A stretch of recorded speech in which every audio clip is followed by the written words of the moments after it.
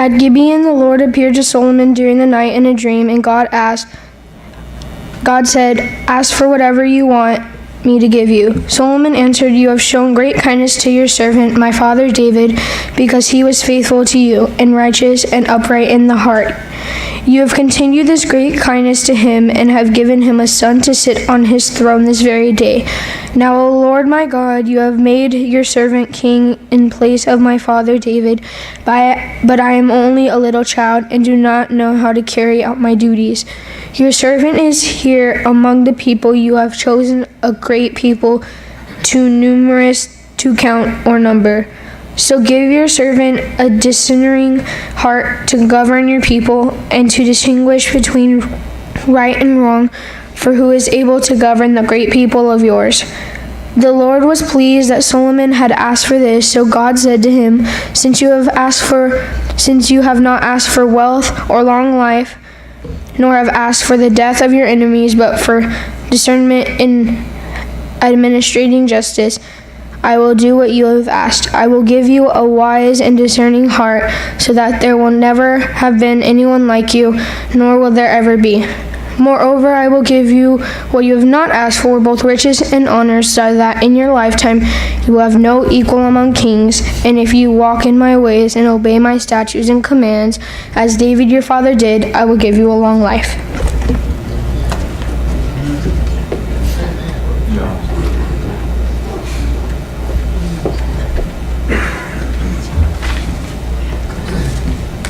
Well done, Logan. Well done.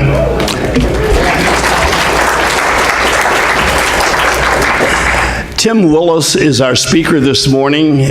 He is the divisional dean at Pepperdine University. So many in this audience know him already. I'm watching him shake hands and say, "Oh, you're here," and all this. So he knows a lot of people here. But for those who don't know him, being the divisional dean at Pepperdine University, he and his wife, Jan, work at the Caneo Valley Church of Christ. There was a contingency from this congregation to go to visit them, and we were there at one time where he worships. He's been the elder there for the past 10 years, but he has worked at Pepperdine for 26 years, teaching Old Testament. And so he's chosen his subject matter this morning from 1 Kings that has been read, and to give us a lesson. We're grateful to have him. His background in education is with Abilene Christian College and also with Harvard University, so he's well educated. And so we're excited to have him with us. So Tim, come forward.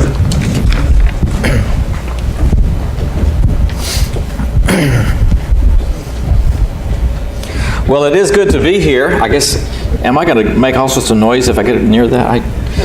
Technology scares me. Anyway, I need to dispense with my official duties, which are to let you know that there are programs for the Bible lectures. Part of the reason that I'm here is, as if I needed to, is to encourage you to come. The first week of May, come out to Malibu and get together with brothers and sisters out there. There's several faces, even people that I don't really know, but several faces that I see here that I know, oh yeah, I've seen them out there at Pepperdine before. I'll give you, this is just me, please don't pass this on to anybody. First, I should say, I bring you greetings from Rick Gibson and Mike Cope and Jeff Walling and the other guys in the church relations office. But the program is a little different this year. And what I mean is the physical booklet is a little different, because if you haven't looked inside yet, and you do, you're going to go like I did, okay, so I see in the back who is speaking, but I don't know when they are speaking, because that's not in the booklet. So they want us to go high tech. I can tell this is a Rick Gibson thing. You're going to have to go online to see when and where all these classes are before you get to Malibu. I'm sure once you get there, they will have it all in print for you. But don't be discouraged. Don't think because there's not several pages of classes there that we're not having classes this year. I guarantee you we are. It's just not in the printed version that I brought with me today. Did Logan leave? He's right there. You are. Great job. Great job. And I was, as you were reading that and preparing to read it, I was thinking, I think Solomon, or maybe you, Logan, you can identify a bit with the way Solomon felt. I don't know if you noticed it while you were reading through there, but he said, I'm a child. Now, I don't know how young he really was, but I know the way that he felt. And I think maybe you were feeling a little bit of that this morning. You know, also this morning, I got to hear Dale for the first time. That was really a great joy for me to hear that. Let me see, do we have? Yeah, so there's that. Got to remember I have this thing as well. But one of the things that Dale just said in passing, because he was, for those of you who were here, if you came in a few minutes late, you might not have known it, but he had to do that just off the cuff this morning. But as he was going through the class, at one point he said, you know, sometimes when you're up talking, you start connecting dots. And that's the background for this sermon this morning. I mean, I've had training in Old Testament from a couple of good institutions. And what I'm going to share with you this morning was actually something that I just either heard for the first time or had forgotten about it and was reminded of a couple of months ago. We've started about 5 years ago now. Every January, the weekend before the spring term starts up, we've started having a retreat that is called Unplugged. And what Unplugged is all about is unplugging the spiritual student leaders on campus, bringing them to a retreat, unplugging them. They have to turn over their cell phones, get this, for a full 48 hours. What has happened to the world? But we do that so that they will focus in on spiritual matters for that time. Well, this past January, I've gotten to go every year as an advisor, a group leader there. The speaker this time was, I forget even now all the things he was speaking about, but one of the points that he made was a particular phrase from here in 1 Kings chapter 3, this story that Logan just read to us. And I just want to highlight it, and then one thing in there, maybe this is why I hadn't noticed it before, is because, as we're all aware, when you go about translating things, even the Bible, it's often not easy to pick just the right word. And so at this point in my career, I hear people talking about, well, what is the literal translation of something? Well, that's not always... Okay, anyway, you'll see it here. All right? So in this passage, as Logan read it, we know the story. Solomon has just become king. He's just taken over the throne. His father has passed away. He's consolidated his power. He's ready to get rolling. It's as if there's this plan that is all finally coming together, but there's one piece missing. There's one thing lacking to make all of this come together so that you have this great picture. And what this passage does is to provide that final piece. So I want to just highlight a couple of things here from the passage rather than going back through the whole thing. I've got it, believe it or not, I really do. I have another entire sermon on another part of this prayer, but I will spare you that one today. Yay! All right, anyway, notice how it begins. God says to Solomon in a dream by night, God said, ask what I shall give you. You know, sort of ask whatever you want. And then we have sort of a long answer, and finally Solomon gets around to it. And what does he say? God says, ask what I shall give you. And Solomon says, give your servant therefore Now, what Logan read was a discerning heart. And that's a great translation. But a slightly more literal translation, and this is what I didn't know before I heard this speaker in January, and I went and looked it up. Guess what? He was right. A more literal translation is, give your servant therefore a hearing heart. Or you might say a listening heart. Some translations give it that way. Now that's a very interesting thing, because boy, when I saw that, you talk about dots starting to get connected. For me, I started thinking, wow, there's this place that has the word here, and there's this place that has the word here. I wonder if there's some connection. And there's just dozens of them. Now, I'm going to limit us to 5 passages today. This is our first one. This is number 1 of 5. But now think about that, because I always thought that what Solomon asked for was wisdom, because that's what he gets. But literally what he asks for is a hearing heart. A heart that can hear in order to do what? To judge, to govern, to judge your people, that I may discern between good and evil. Right? And notice, the writer says, it pleased the Lord that Solomon had asked this. See, God said, ask what I will give you. Solomon says, give me a hearing heart. God is glad to hear that. And he says, because you have asked this, and then he didn't ask for other things, because you have asked for yourself discernment to hear justice, behold, I give you not just a hearing heart, but a wise and discerning heart. Now, this story is followed up immediately. This dream is followed up immediately, of course, by that famous story of the 2 women who argue over whose child has survived. They both had a child, and one sadly died in the night, and now the women are arguing over which one has survived. And Solomon does what? He shows his wisdom by figuring out, back in the days before they could do DNA testing, he figures out whose child this is, right? And that shows his wisdom. But as I said earlier, we're putting in the final piece of something here. There's something of a puzzle, and a piece was missing. What was missing was a king with a hearing heart. Now, let me show you a little background for this. Let's go back a little bit before 1 Kings. Who was the king before Solomon? Sunday school question.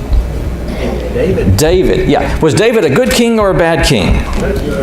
Good king. Perfect king, right? No, not a perfect king. He had his problems.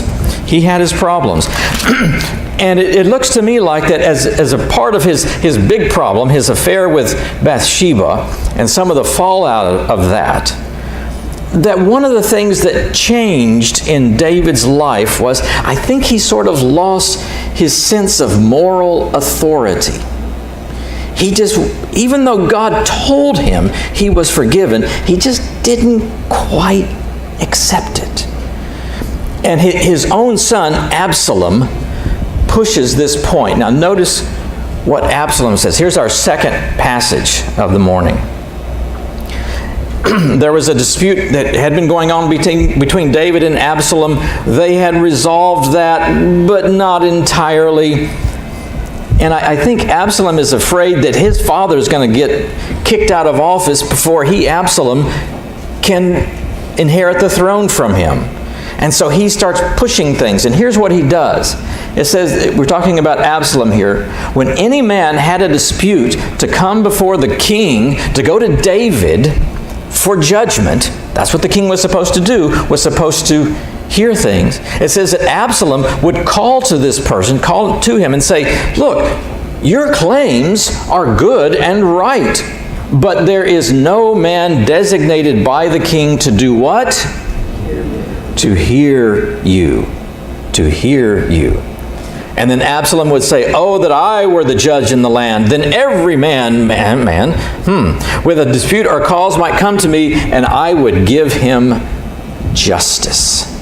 You see, Solomon now is praying for a hearing heart because back in the latter days of David's reign, there was no one to hear cases. See, we still use that language. We still use that language about hearing cases when you go to court.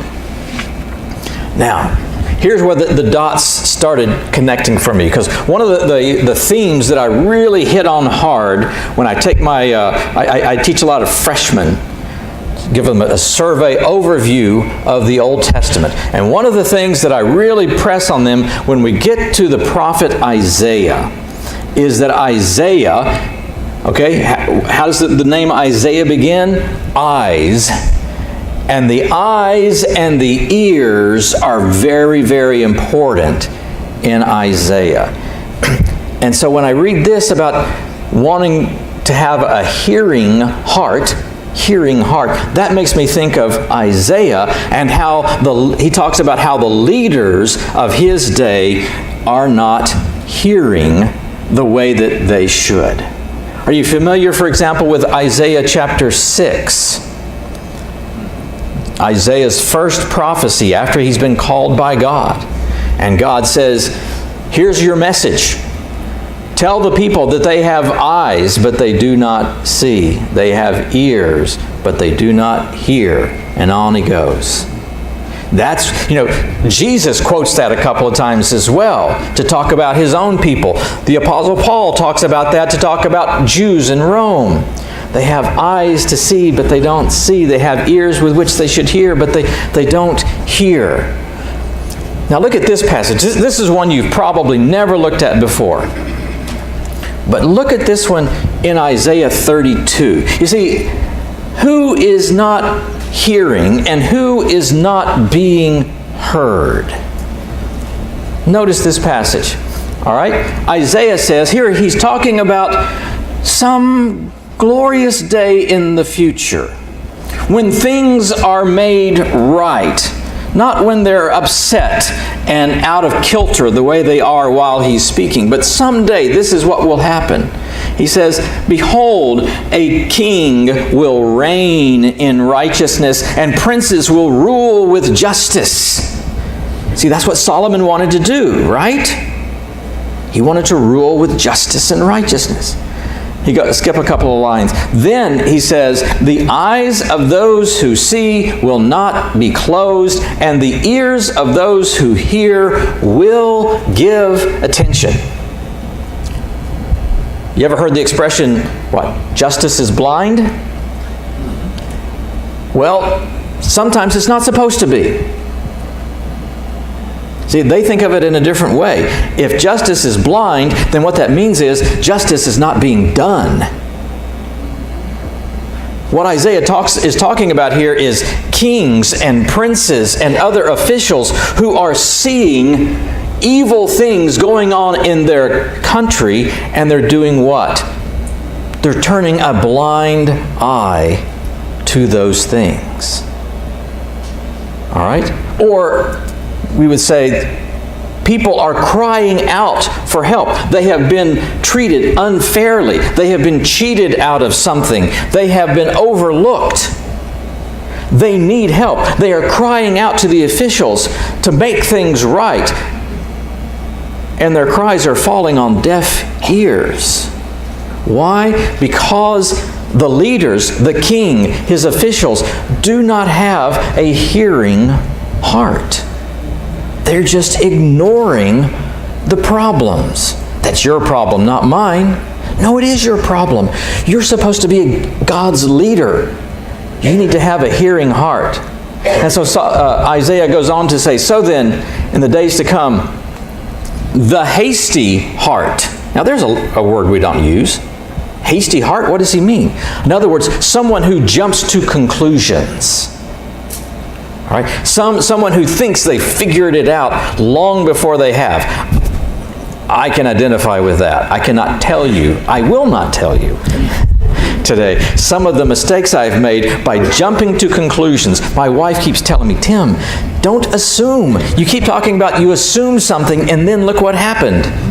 See, that's what the hasty heart is. But he says the hasty heart, the person who now jumps to conclusions, in the good old future will understand and know. And the stammering tongue will hasten to speak. The person who's kind of hesitant, I know that there's something wrong here. Somebody should say something. Someone should speak up because the weak are being oppressed. Someone should speak out for them. But and Isaiah says, when times are right, they will hasten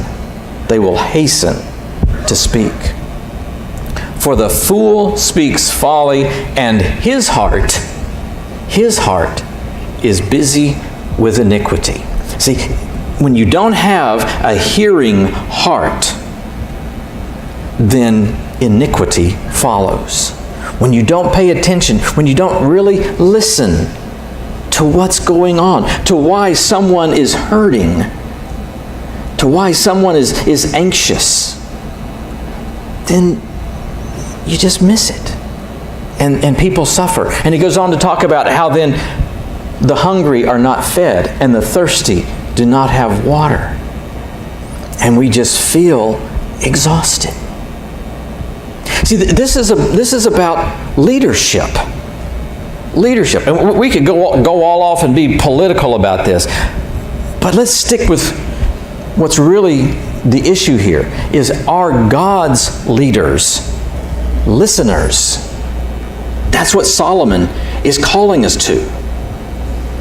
That's what he's saying. In order to be a good leader, I've got to be a good listener. Did you notice that back there? Let me jump back to 1 Kings for just a second. Oh, I didn't have it in here. That's right. But he starts this off where he says, give your servant therefore a hearing heart. Therefore to what? It's because God's people are huge. There's so many people. There's all sorts of needs out there. It's kind of noisy with all of this clamor about things that need to be done. Things that David had been ignoring because he was wallowing in self-pity or something, or unsure about his own right to render judgment. And so Solomon says, I've got to be a good leader. I feel like a kid. And I need a listening heart. I need a hearing heart. And what does he need to hear? He needs to hear people in need. He needs to really hear what they're feeling, what they're sensing. All right, so that's one way that I started connecting the dots. But there's also another trail of dots that go a different way. All right? I'm just curious, you folks are pretty sharp. When you hear the word hear from the Old Testament, what do you think of? I just wonder if you think of some of the ones that I thought of. What do you hear? What do you hear when you hear hear? How's that? From the Old Testament. Just give me one or two. Obey? Yeah, but can you think of a passage that says hear? Oh, if we were all Jewish, this would be so easy. Yeah, ears not too dull to hear. But what's the number one commandment? When they asked Jesus, what's the number one commandment? What did he say? Love the Lord your God with all your heart, but that begins with, hear, O Israel. Hear, O Israel. You see, when Solomon is asking for a hearing heart, on the one hand, he's asking to be someone who hears when people cry out for help. But on the other hand, there's also somebody else he needs to hear. And who is that? God. God. And boy, this goes all the way through the Old Testament. And I would say it even goes into the New Testament. That the number one thing we're supposed to do is hear. Now, notice this. This is from the latter part of Jeremiah chapter 7. This is just one example. I could give you 3 or 4 more just from Jeremiah, not to mention almost any book in the Old Testament. But this is a passage that has sort of surprised scholars through the years, because they say, Jeremiah, what Old Testament books have you been reading here? Because notice what he says. In the day that I brought them out of the land of Egypt, I skipped a part.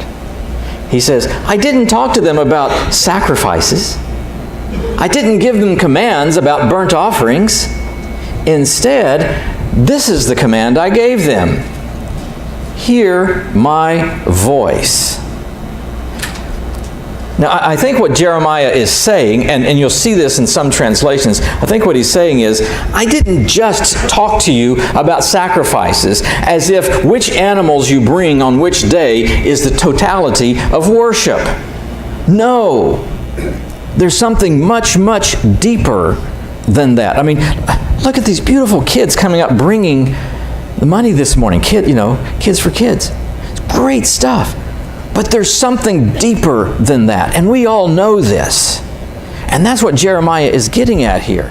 He says, before you get into your arguments over what is proper worship and what is it? Number one, every single one of you must first hear my voice. You must all be obedient to God. You must all listen to Him. So hear my voice, and I will be your God, and you will be my people. But what? But they did not listen. They did not pay attention. Instead, what did they do? They followed the stubborn inclinations of their evil hearts. So, notice now, we're getting to the heart of things here. You need to have a hearing heart, one that listens to God first and foremost. And if you don't have that, according to Jeremiah, what you have is you have a stubborn heart. Or sometimes he talks about a heart of flint, a heart of stone. And frankly, this makes me think about the Pharaoh at the Exodus. Over and over again, Moses and Aaron come to the Pharaoh saying, we're here on behalf of the Lord, the God of Israel. He says, let my people go. And how does Pharaoh respond over and over again?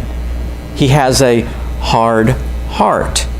And the text over and over again says, he would not listen to them because his heart was hardened. Wow. See, so there's the contrast. Someone who has a hearing heart has a soft heart that takes in what God has to say. And someone who resists, someone who is stubborn, someone who just says, I just don't think he really means. There's a stubbornness, there's a hard-heartedness there that you see over and over again in the Old Testament. We don't want to be known as people who are hard. Nobody wants to be known as being hard-hearted. But if we are not listening to God, whether we want to be hard-hearted or not, we are. We must first and foremost listen to Him. Hear His words. And so I think that's our fourth passage. We're ready for number 5. Hey, we're getting close to the end. One that kind of brings these things together. Oh, I didn't have it there. You're just going to have to listen to this one. Zechariah. We've got to bring in Zechariah. Zechariah never gets mentioned in a sermon, but we're going to use him today. This may be the only time this year you hear from Zechariah.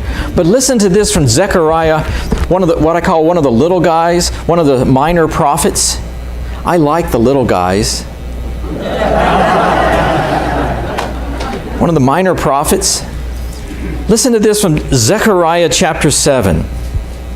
The word of the Lord, beginning in verse 8. Zechariah 7, beginning in verse 8. The word of the Lord came again to Zechariah. This is what the Lord Almighty says. Administer justice, true justice.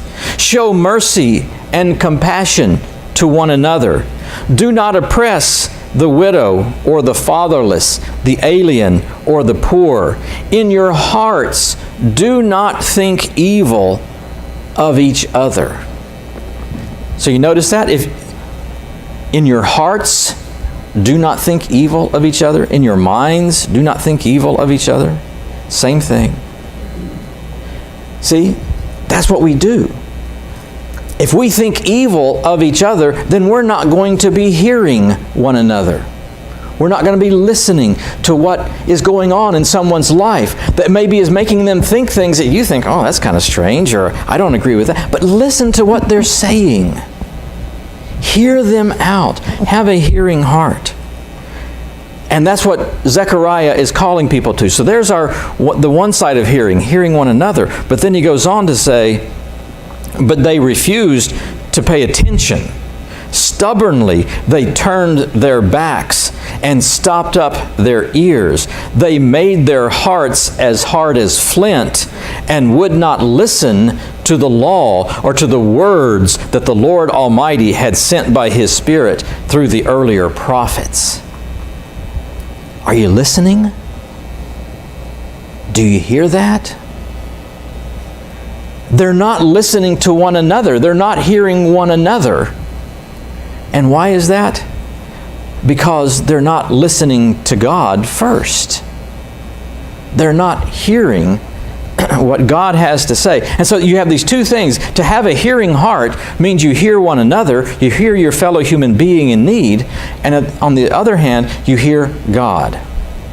Someone with a hearing heart hears God. And I think it's biblical to say that it's the second one that has to come first. In other words, when you really hear God, then you have a heart that will really hear the words of your neighbor. When you truly love the Lord with all your heart, then you can love your neighbor as yourself. And here's just a few ways that I put this out. And you know, I don't even like the way I've written this now. I say, if you have a hearing heart. I would say, because you have a hearing heart. Because you have a hearing heart, you will hear God when He says, I am your creator. Bless you. Now think about that. I am your creator. Are you hearing God in that? I made you the way you are. You are a creature made in my image. But you are a created thing.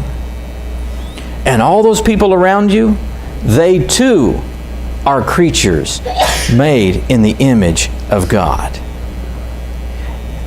And when we see, sometimes I think we get it, we don't really mean to, but we kind of get it into our minds that we're more of a creator than a created. And we forget that we're much more like the other people that we might not like than God.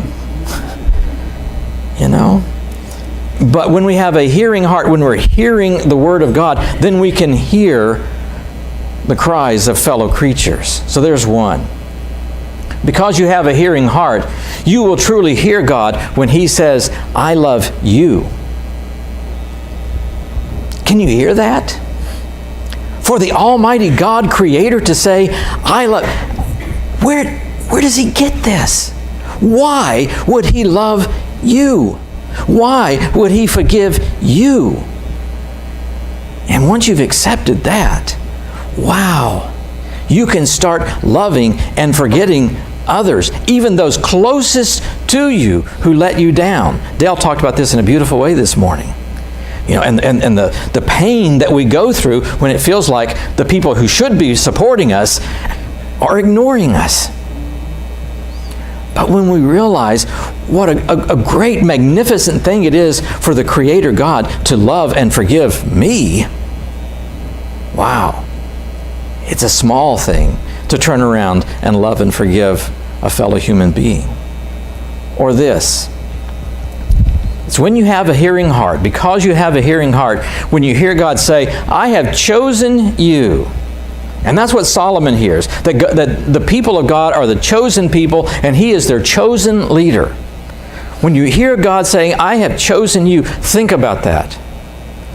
Why would God choose you? Out of all people that could do something, why choose you? But He has.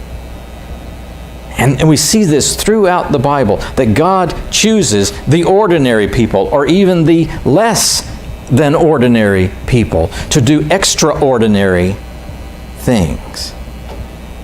Wow. So are you listening?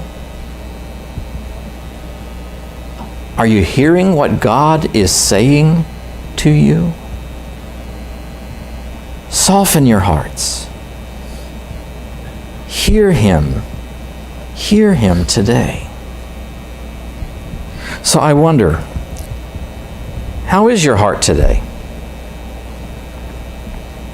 You know, we could go back to Solomon. I think you know the sad ending of the story of Solomon.